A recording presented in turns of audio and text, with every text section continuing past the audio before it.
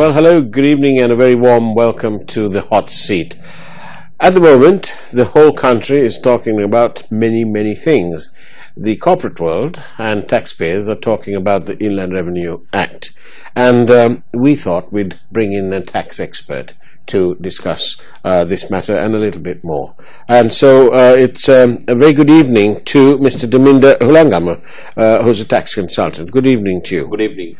And thank you for being in the hot seat. Pleasure. There's this new Inland Revenue Act. Does it worry you? No, it does not worry me. Oh, that's it. Then the program's finished. Then. No, I mean, as I told you, it's not the act, it's the Inland Revenue Bill, it's not gone. Right, yes, sorry, it's a bill. Yeah, it's not enacted yet. No, it does not worry me because I have got engaged in the, from the outset, not in the drafting, but at least in the consultative capacity. Right. And the inner provisions of the law I am aware of. And even if I did not, I think a newcomer even can read and understand the law. Great. So I don't think anyone should, when you say, are you concerned, it all depends who you are and what stakes you have in it. Right. So it's the stakeholders who are concerned. Yeah, I mean, certain stakeholders will be concerned. For example, if you look at the Act, one of the primary purpose of the Act has been to broaden the tax base. That is to increase the number of people who are currently under exemptions, people who are under concession rates to be revised, etc. So I'm sure the industries that enjoyed long tax holidays, like gem and jewelry industry, exporters of services, who have been exempt for a long period of time, are now getting taxed once this law is enacted. Then also you find certain industries where rates were much less than what others were paying. Say, professionals like myself, you were paying 12%, and construction industry were paying 12%.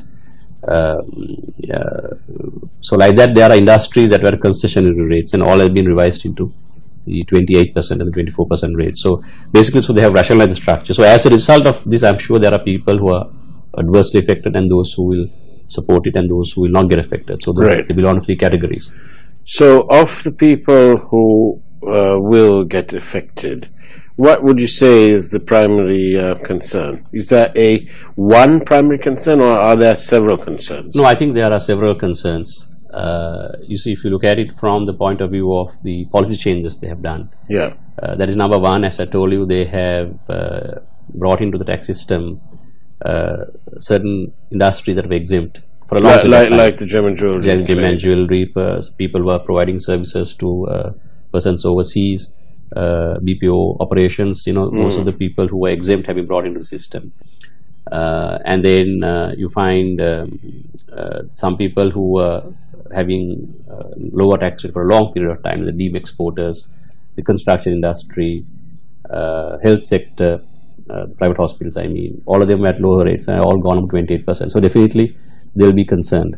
Then of course, what will affect most people, other than corporates, is the introduction of the capital gains tax. Although there is no use the word capital gains, they use the word investment, but in effect it's a capital gains tax. Right. So with the capital gains tax coming in back after the abolish, say about 15 years ago, a lot of ordinary people also who will be selling subject to the exemptions granted, the rest of them will be liable to income tax. So would that apply to their principal residence as well? No, that's the thing. So the exemptions that have been granted from the capital gains tax in the bill are only two categories. One is the sale of the principal place of residence, where you that's only one house. You can't have so many principal residences. So you can't have one on the beach and one in the hill country. That's right. Well, you have to decide which one you want to, which is the principal place of residence. Right.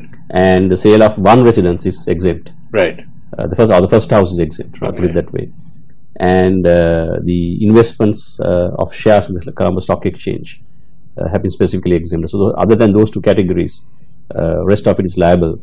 So if you invest any wealth you have in the stock exchange, you're not subject to tax. That's right. The sale of that will not be subject. Even currently that exemption is there, so that will not be subject. There are a few issues that will be resolved, which we are trying to address with the government.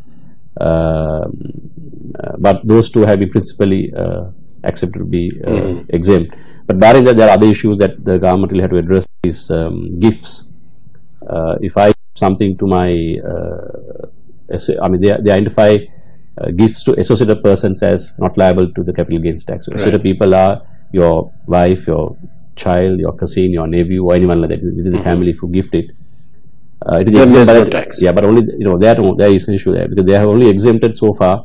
Again, if the recipient is using that premises as his principal place of residence. Oh, okay. But if you give shares, you give cash, you give whatever, will be considered to be taxed as in otherwise inheritance tax. But we have addressed it to the government, and I'm sure they will accommodate our request, and they'll look into it and see if they can get that part also exempted. Just as a matter of interest, who do you all interact with in government? Well, we interact with the Ministry of Finance, Right.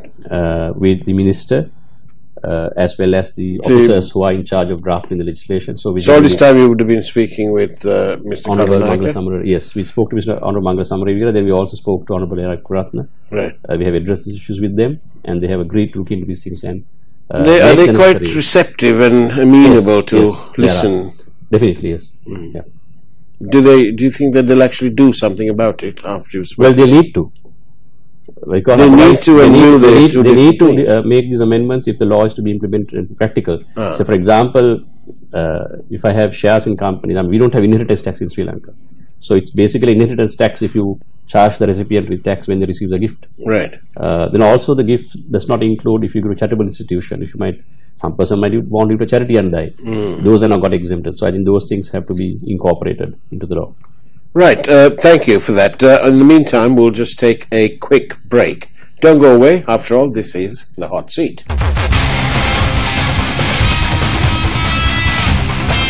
Welcome back to The Hot Seat, where we're joined by Mr. Duminda Hulangamu, who is a tax consultant. Now then, I read in the papers, and there seems to be much consternation, that if they make an assessment, you now be under the proposal, you can't argue back, you can't question it. Is that right? No, I don't. That's correct. You see, I also saw in the papers where some people, as well as some officers of the Inland Revenue, are saying that, you see, I'll put it this way, the current law says when an assessor, we have what is called a self-assessment tax system, where you assess your tax and file a return, Right. which is quite popular in most countries. So if the assessor is not accepting your income tax return, he can reject your return and assess you for additional tax if he has grounds to believe that you have additional income. Right. So he should communicate to you why he is not accepting your return. Right. And say this is the reason I am accepting your return, and therefore I am assessing the additional tax. Right. Now there was an express provision to that to that effect in the existing law, Right. where the assessor has to give reasons. Yeah. And there have been challenges in the past, with the reasons or conclusions. Reasons are inadequate. So numerous issues have been there. These reasons have been challenged as a procedural issue Right. for our taxpayers. In fact, there was one case that went to Supreme Court many years ago. The court held that the assessor did not give reasons, but he only gave conclusions, and therefore the assessment is null and void. So now that express provision is not there in the current law. I see. So some interpret it to mean Yeah. that an assessor can just send an assessment to you if you're not accepting a return. But I don't think it will happen that way. The assessor will have to give some, if you file a return and you're not accepting the return, he'll have to give some reason why he's not Yes, rejecting it sounds all very one-sided otherwise. Yeah, but I don't think the fact that assessor has not given adequate reasons hereafter will be a procedural issue. He can't be challenged in court saying you're not giving me reasons. But I'm sure natural justice would require, or administrative law would require, an assessor to say why you're not accepting my return. Although it's not a part of the procedure, I'm sure an assessor will say why he's not accepting. And that is the argument a lot of people are making, saying this law is silent on it. Right. The fact that he's silent, I don't think assessor will always give a reason as to why he has to give. And also, if you see, the current time bar for an assessment is 2 years, 18 months. Yeah. From the date that you file the return. Yeah. Now, in the proposed try to be extended to 4 years. Whose favour does that work in? That's in Inland Revenue's favour. Yes, because they've got 4 years to come back now. Yeah, You might have spent the money and invested the money. Absolutely. And also, declared dividends. The finance minister in the last budget want to reduce it to 9 months, on 18 months. Right. But it has gone to 4 years. Right. So I think this is too long in my view. But anyway, even if you have 4 years, then you have enough period or enough time to discuss about the assessment. So I don't think this notion that it will get rejected and no reasons given will be one side. I doubt whether it will work that way. Yet to see, but I doubt it will work that way. So you sound very confident that it won't go that way. Yeah, I mean, well, by experience, I can see it can't go that way, because I mean, assessor will always call you to the department and ask why, I have this information that your income is this, or challenge us saying your income should not be exempt, should be liable because of these provisions in the law. So I think that exercise will continue. I don't think that will be. Yes, there was also another question that we wanted to one of our viewers sent in, and that was that the company law lets a company engage in the businesses that it says it will in the articles, but when it comes to the to taxation, apparently there's some proposal that will impact on that, in the sense that only the principal business will have its can claim. No, I think if I really understand it properly, I mentioned earlier about concession rates of income tax. We still have, they have maintained 14% for certain industries, if that is what I mean. And in that they are saying the agri-4 sector, for example, agriculture, will say is at 14%. Health is at education at 14%. So it says the company shall carry out solely that business in order to get that 14%. So that's a lacuna, that's a drafting error which we have pointed out to the government. So they have to remove that. Of course, we have pointed this out for the last 3-4 months, but they have agreed to remove it. Not yet. At committee stage, probably they'll have to remove it. Otherwise, that section cannot operate on its own. As you said, for example, if a company has a multitude of businesses, you have agriculture on one side, you have the liberty to do whatever you want. So you have agriculture, then you might have health, you might have flying airplanes, potatoes, anything. You can have a wide range. So you should get exemption for the activity rather than the company. So that has been the basis on which tax has been levied in this country. You take the activity and tax, not the company. So that has been omitted. I think that they have agreed to remove, but I don't know, nothing has happened so far. So will this act actually, or this bill, when it becomes an act, will it help to increase the amount of money that is flowing into the treasury? Oh yeah, definitely. I think it will go up significantly for a couple of reasons. One is, as I told you, the base has been removed.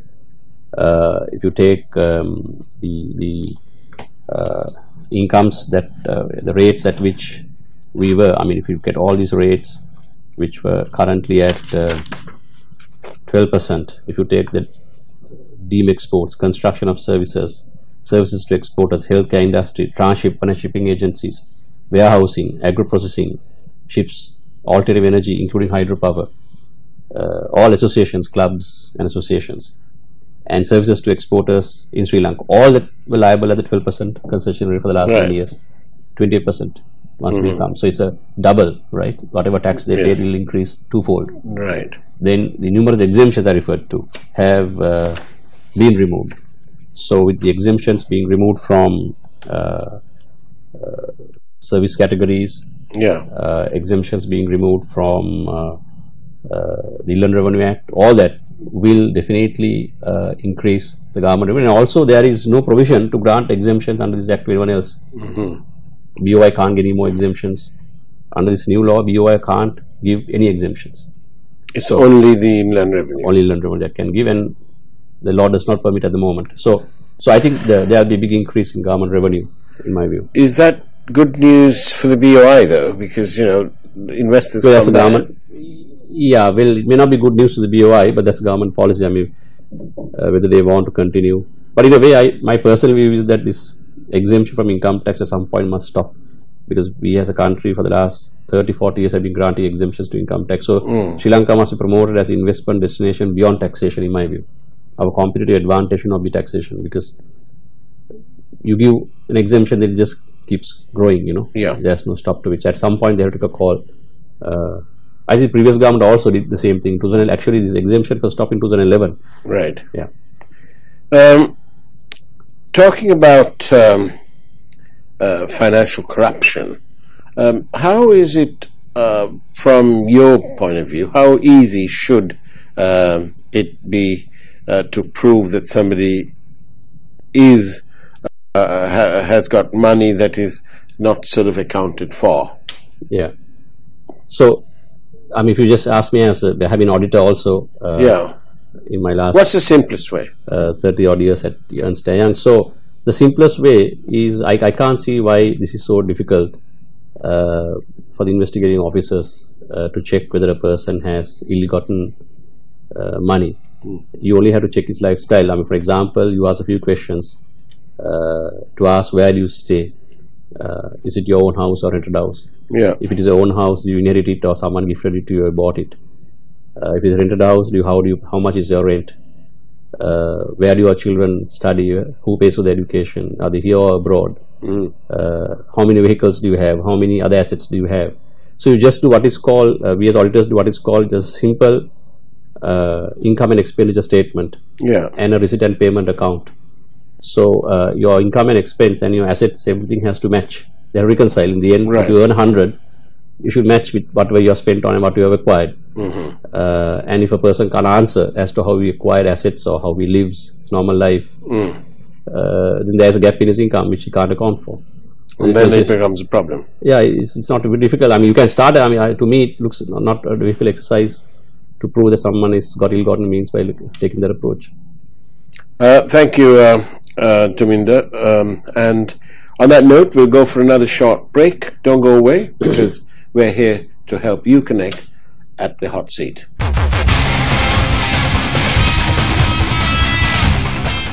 And welcome back to the hot seat, where our guest this evening is Mr. Tuminder Hulangama, who's a tax consultant. Now then, you know, you are to do with numbers, money, but in Sri Lanka we seem to have a whole plethora of agencies to look into financial matters.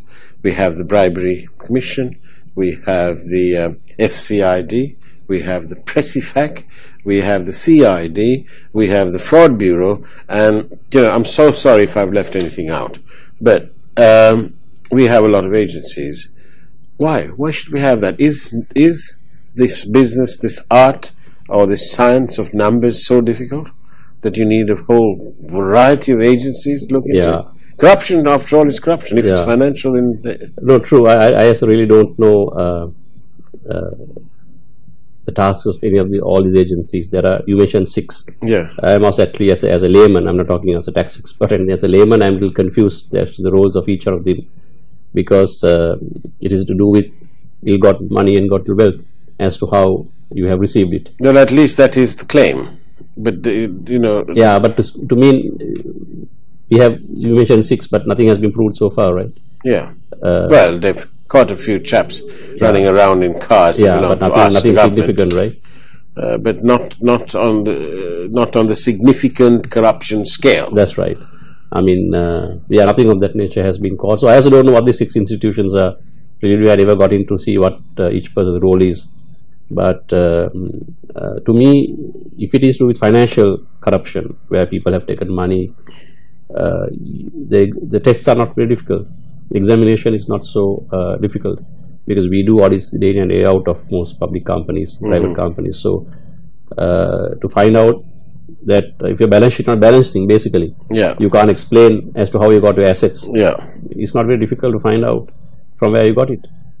The finance ministry seems to have a problem in reverse, because they found that the Auditor General, God bless him, wouldn't sign off on their accounts.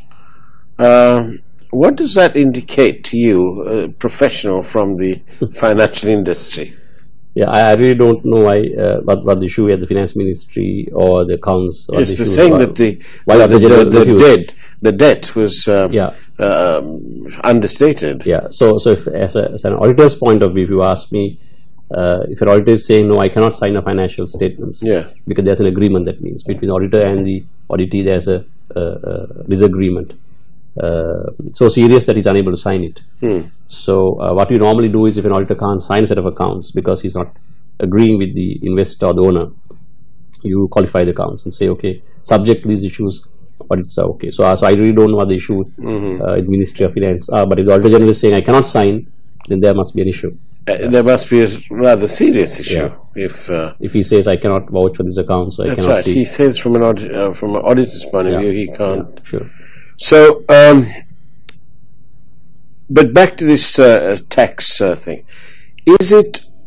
Do we need? Is it necessary? The new bill. The new bill. Yeah, good question.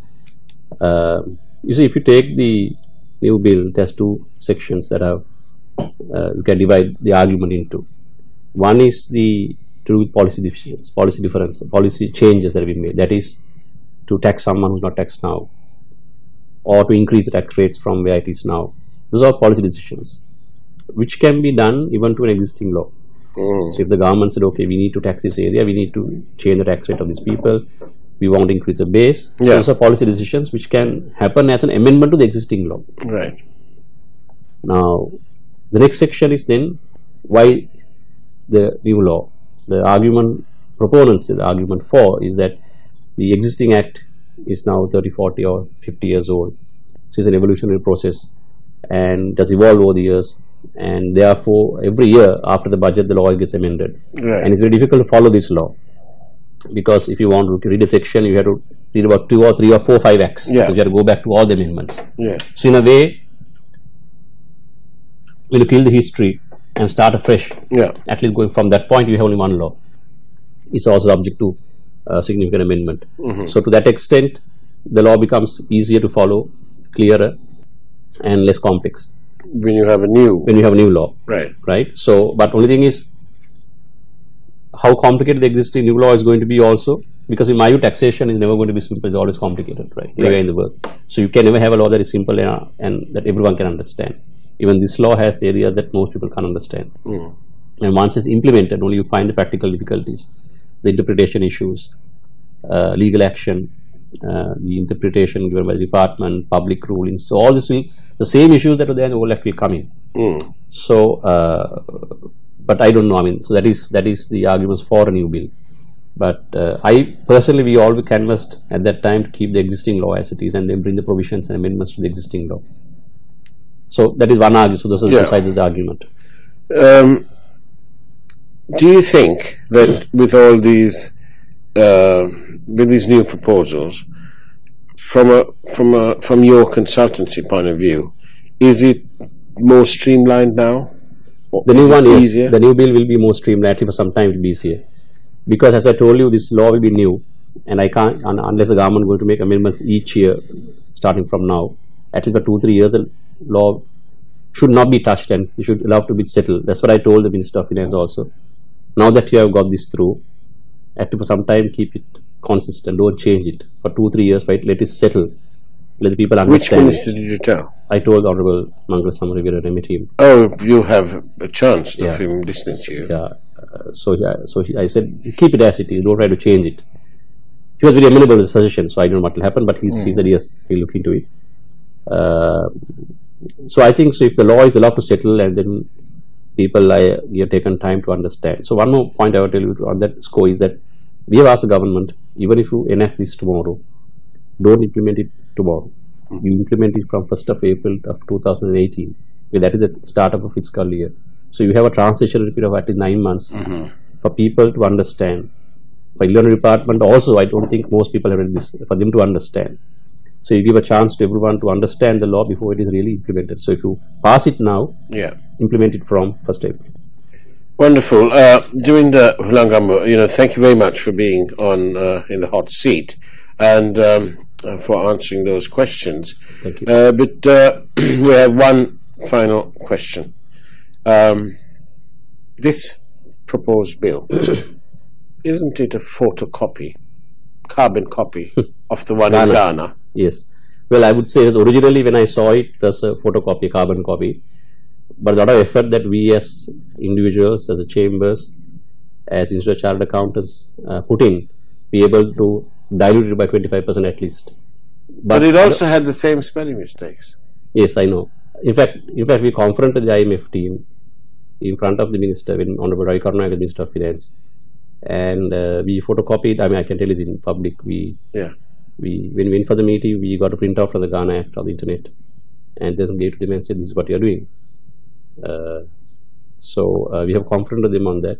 So when the original act came, the original act was originally drafted to 100% Ghana,